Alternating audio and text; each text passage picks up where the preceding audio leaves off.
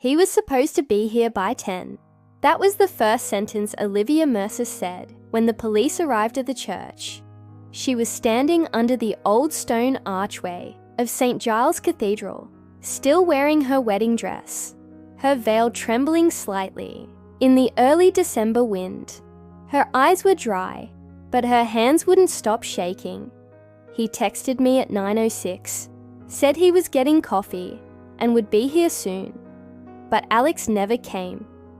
Earlier that morning, 7:32 a.m. Alex Chambers lived alone in a third-floor flat just off Preston Street, a clean minimalist space, white walls, hardwood floors, the faint smell of eucalyptus from a diffuser in the hallway. His bookshelf was color-coded. His fridge had only almond milk and vitamin water. Neighbors said he left the building that morning wearing jeans, a grey hoodie, and white sneakers. Not exactly wedding attire. He looked calm, maybe a little distant, said Mrs. Talbot from next door. He even smiled at me. By 10:30, when guests had started whispering and the string quartet had stopped playing, Olivia knew something was wrong. Not nervous wrong, deep, gut-level wrong. 10 p.m. Missing. Detective Inspector Laura Keane wasn't new to disappearances, but something about this one felt sharp. She met Olivia in the church's side chapel, away from the crowd. "When was the last time you spoke to him?" Keane asked gently. Olivia handed over her phone. "Here. 9:06 a.m. On my way, just grabbing coffee." That's the last message. Keane scrolled through. No missed calls, no follow-up texts. What was he like yesterday? Normal, joking about how he'd forget the vows. He even practiced tying his tie 4 times. He was excited. Any doubts? Cold feet? No, absolutely not. Olivia's voice cracked. He was all in. 45 p.m. CCTV pool detectives retrieved footage from a street-side cafe 2 blocks from Alex's apartment. He was seen ordering an espresso at 9:12 a.m., paid in cash, no phone, no card, no conversation. He left the cafe at 9:17 and then nothing. Not a single trace in any camera, bus station, or underground access point in the vicinity. It was as if he'd dissolved into the cold morning air. 22 p.m. His flat back at Alex's apartment. Keane's team began a full forensic sweep. Nothing was out of place. His passport was in the drawer, wallet on the table. A single wedding band lay on the windowsill, next to a small sticky note with the words, "It wasn't supposed to go this far." Olivia broke down the moment she saw it. That's not his handwriting. PM. The first theory. The press had already picked up the story. Groom disappears. Hours before ceremony. Brighton bride. Left at altar. Reddit forums speculated he'd faked his own disappearance.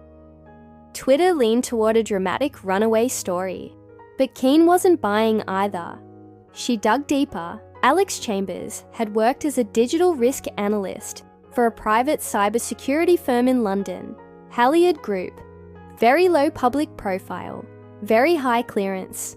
One of his last projects involved tracing backdoor vulnerabilities in European financial networks. Day 2. Rising pressure. The next morning, Olivia received a parcel. No return address, just her name. Inside, a USB drive and a photo. The photo showed Alex in a basement, pale, hands tied. A digital clock in the background showed 11:57 a.m., exactly 3 minutes before their wedding was supposed to begin. The USB had a single audio file. Alex's voice, trembling, "Liv, I didn't mean for this to happen. I thought I could fix it. If you're hearing this, I didn't make it out. Don't trust anyone from the company. They know." Then silence, followed by footsteps, and finally, a cold metallic click. The morning. After the wedding that never was, a grey fog clung to the Brighton coastline like a wet shroud. Detective Laura Keane stood by the window of her temporary operations room at Brighton Station. The photo of Alex tied up, with the ominous timestamp, was now the focal point of a full-blown missing person investigation that had escalated into something far bigger. "I want everything," she said to her tech team. "Metadata, traffic cameras, dark web chatter. If someone moved him, they didn't do it alone. But the USB drive was clean, scrubbed of metadata, no fingerprints, professional. Too professional for an ordinary kidnapping." Back in London, Heliard Group headquarters. Heliard Group didn't like visitors. Their reception was glass, steel, and silence. Their head of security, Charles Dean, met Keane with the kind of smile that didn't reach the eyes. "We're deeply concerned about Mr. Chambers," he said, "but I'm afraid we can't disclose his project details. You understand. Government contracts, NDA clauses." Keane leaned in. "He's not missing. He's abducted, and your company's name came up in a dying man's final message. So no, I don't give a damn about your NDAs." Dean blinked. "We'll get legal on the line." Meanwhile, Olivia's apartment, Brighton. Olivia hadn't slept. She kept replaying the audio, Alex's final words, and every time her mind focused on one sentence, "Don't trust anyone from the company." She opened Alex's old laptop, still under her couch. Password protected. She tried birth dates, pet names, favorite bands. Nothing worked. Then a message popped up. "Access attempt blocked. This device is now locked." 15 seconds later, someone knocked at her door. Not police. 2 men in plain suits, clean cut, silent. "We'd like to ask you some questions about your fiancé." Olivia didn't answer. She closed the door. They didn't knock again. They waited in their black Audi for 2 hours before driving off. Back to London, a whisper from the past Detective Keane met with a former whistleblower, Julian Renner, who'd worked with Alex 2 years earlier on a shadow project at Heliard Group. He started asking questions, Renner said, about payment trails, Russian code inside EU financial systems. Someone was using charity accounts to funnel millions into shell firms in Luxembourg. "What happened next?" Keane asked. "He disappeared from the project. They said he transferred out, but I don't buy it. He was too close." "Too close to what?" "To the ghost. That's what we called it. A digital identity no one could trace. No photo, no address, just a username. VelvetLock." Keane's eyes narrowed. What did VelvetLock do? Shut people up. Olivia breaks. In that night, Olivia went back to Alex's flat. The police had already dusted and cleared the scene, but she had found something they didn't. A small key taped under the kitchen drawer, marked SR7. She followed her gut and took the train to London. SR7 was a storage unit in Hackney, registered under a fake name. Inside were stacks of printed files, a second burner phone, and a hard drive with one folder. VelvetLock, eyes only. The files were in fragments, images of offshore accounts, blurry surveillance screenshots, and one chilling video. It showed a man, not Alex, pushed from a rooftop. The footage cut just as he screamed. The file name? Client 14. Warning. Olivia didn't return to Brighton that night. There was nothing left for her there. At least not for now. She stood in front of the locked storage unit in Hackney, the key still clenched in her hand. She glanced around. The street was empty, cold. The only sound was the hum of a nearby streetlight flickering. It wasn't safe to linger, but she had no choice. She had to know what Alex had been involved in. She inserted the key into the lock. The rusty door creaked open, revealing boxes upon boxes stacked high. As she dug through the piles, a small black laptop with a faded sticker on the cover caught her attention. The word VelvetLock was scrolled on the side in black marker. Her hands shook as she powered it on. A password prompt appeared. She stared at the screen for a moment, then typed in the first thing that came to mind. Alex. Nothing. Incorrect. A flash of panic surged, but she didn't give up. Then, on a hunch, she typed VelvetLock. It worked. The screen came to life, showing a series of encrypted files. But one stood out. Client 14. Warning. Olivia clicked on it, heart racing. The video was shaky at first. It showed a dark alley, illuminated by a single dim streetlight. A man stood in the center, his face obscured by shadows. He wore a white shirt, but his hands were bound behind him with rope. There was a voice, muffled but distinct. Don't make us do this, Client 14.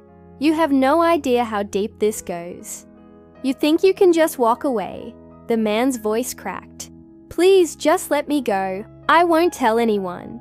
A sharp sound like a scuffle. Then, the unmistakable sound of a body hitting concrete. The video cut abruptly, but the timestamp at the bottom was clear. March 15th, 2019. Back in the streets of Hackney, Olivia felt a cold sweat trickle down her neck. Her fingers trembled as she closed the laptop.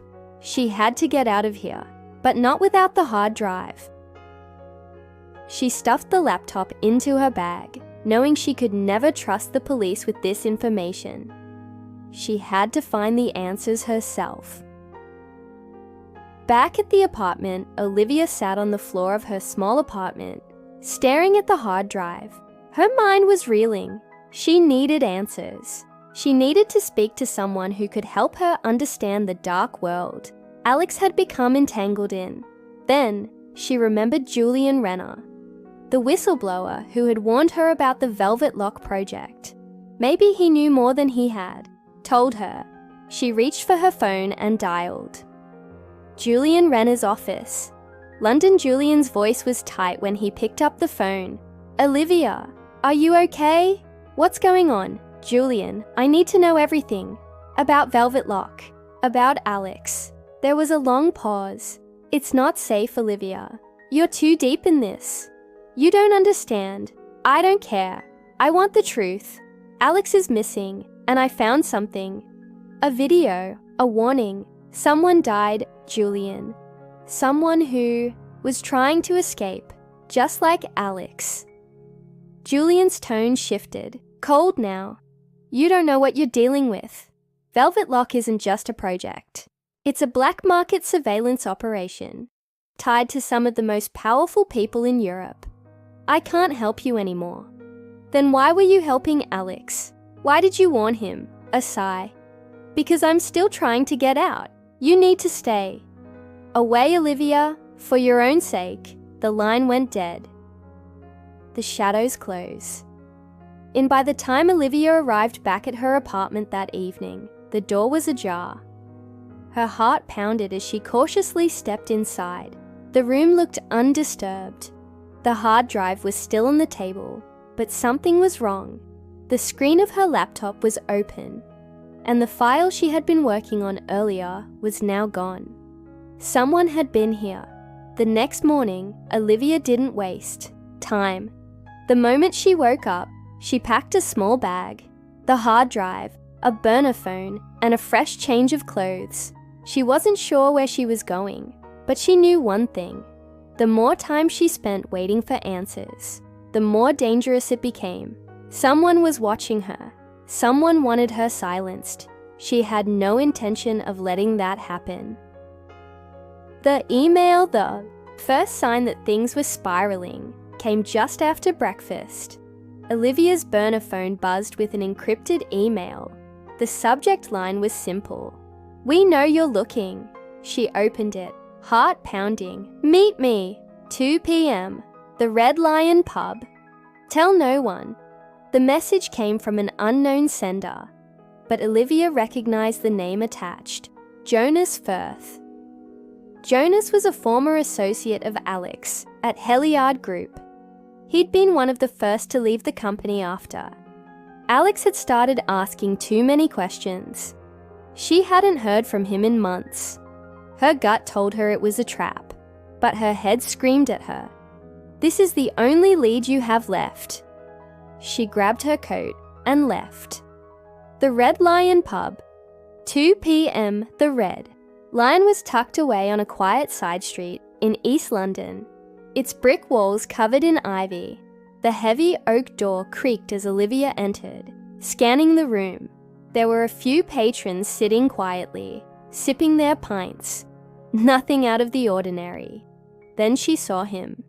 Jonas Firth sat at the back table, his face hidden in the shadows. His eyes flicked toward her as she approached, and she could feel the tension in the air.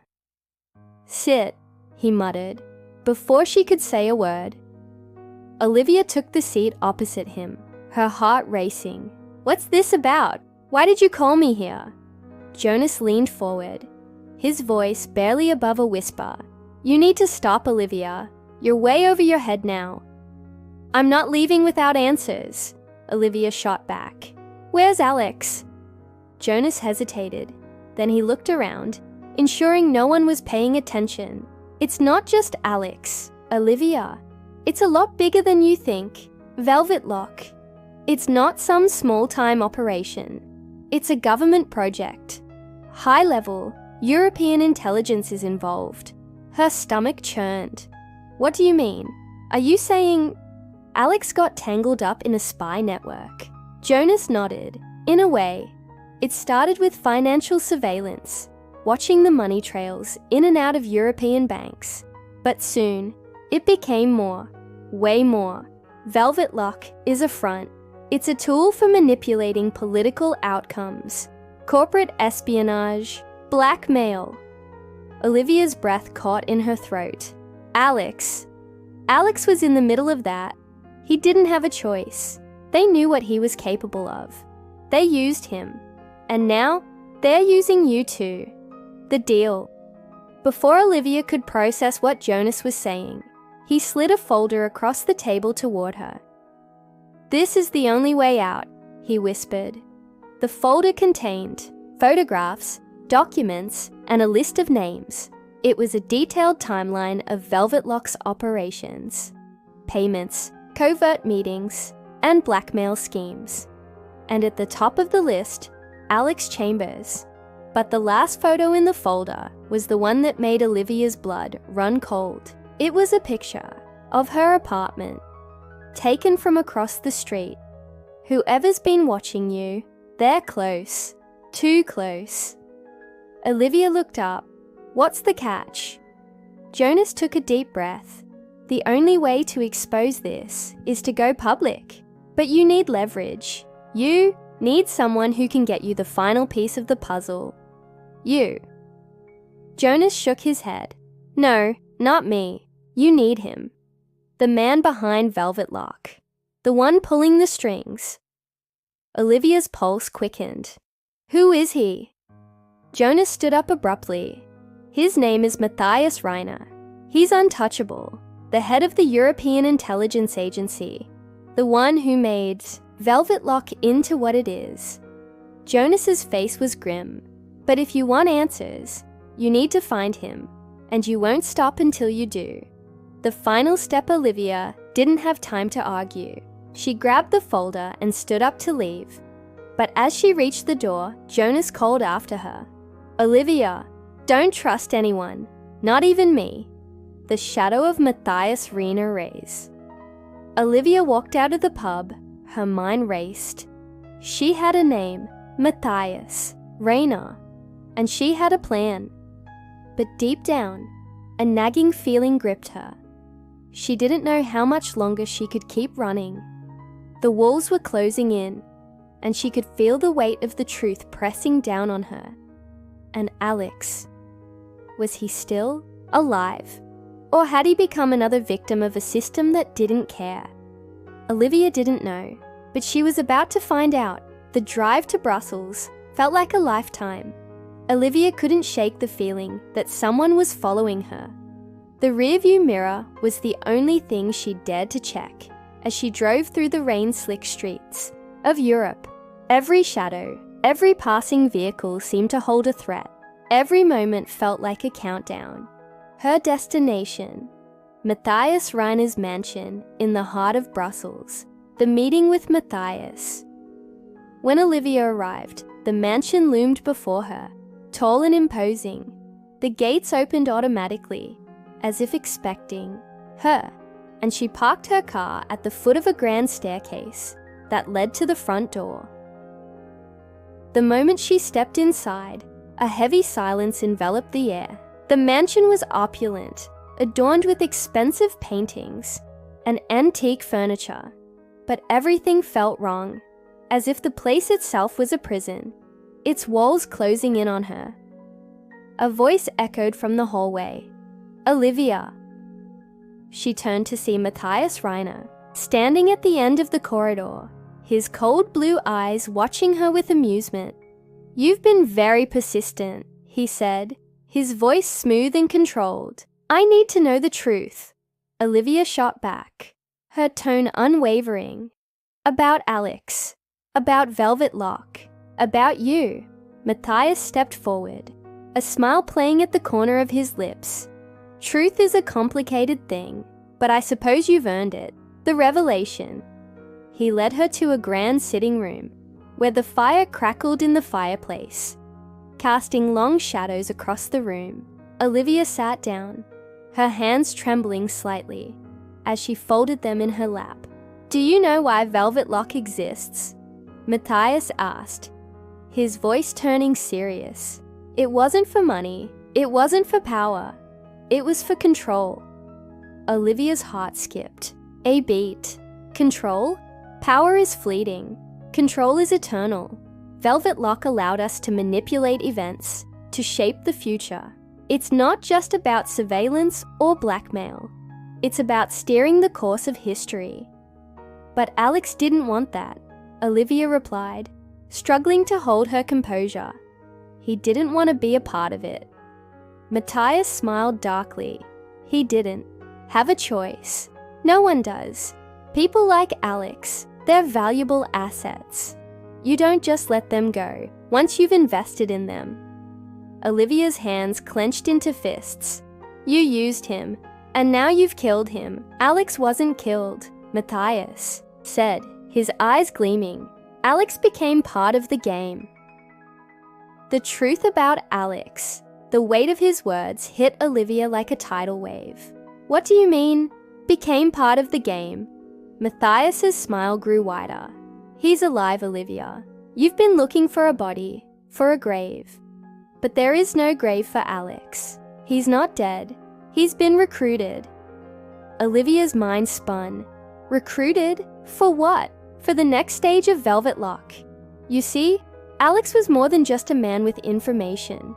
He was a symbol of rebellion, of questioning authority.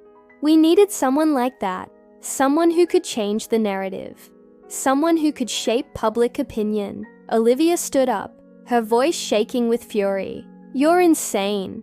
Matthias didn't flinch. "Am I?" "The system has been rigged, Olivia. The governments, the corporations, they don't care about the people. We're just pawns in a game. The difference is, we control the game." She took a deep breath. "And what happens to me?" "You've made it this far," Matthias said, his tone almost admiring. "But you've played your part. You'll be dealt with. And your story will end just like Alex's. As a piece in the grand design, the final choice." The room grew colder, and Olivia knew it was time. Time to make her move. She didn't know if she could take Matthias down, but she was sure as hell going to try. With a quick motion, she grabbed the nearest object, a heavy brass candlestick, and swung it toward Matthias. He wasn't expecting it, and it connected. With a sickening thud against his temple, Matthias staggered back, his hands clutching his head. Olivia rushed toward the door, but just as she reached the handle, she heard a voice behind her. "You think you can walk away?" Matthias's voice was low and dangerous. She turned slowly, her eyes narrowing. "I don't think I have a choice." With that, she fled into the night. The aftermath. Olivia never looked back as she drove out of Brussels. The truth was out there now, and it wasn't up to her to fix it. She'd exposed VelvetLock, and she'd brought Matthias Reiner's name into the public eye. But there were still more shadows, more people to uncover. The game wasn't over. She would keep fighting, because, in the end, the truth was worth more than her own safety. And Alex, he had found his way into the system. Whether he was still fighting, she didn't know. But one thing was certain. VelvetLock was just the beginning. The end? That would come later.